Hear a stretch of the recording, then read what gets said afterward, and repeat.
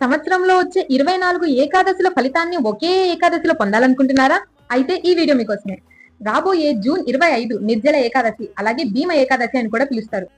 పాండవులలో ఒకడైన భీముడు తన ఆకలిని తట్టుకొని అన్ని ఏకాదశులకి ఉపవాసం చేయలేకపోతాడు. వ్యాస మహర్షి సూచన మేరకు ఈ నిర్జల ఏకాదశి రోజు కఠినమైన ఉపవాసాన్ని ఆచరిస్తాడు.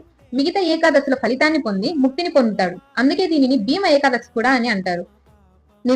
నిర్జల ఏకాదశి అంటే పేరులోనే ఉంది. నీరు కూడా తాగకుండా కఠినమైన ఉపవాసం ఉండాలి. ఒకవేళ ఎవరికైనా అనారోగ్య సమస్యలు ఉంటే, ఏదైనా హెల్త్ ఇష్యూస్, డిహైడ్రేషన్ లాంటివి ఏమైనా ఉంటే వారి యొక్క ఆరోగ్యం చూసుకుంటూ ఉపవాసాన్ని అయితే ఆచరించవచ్చు.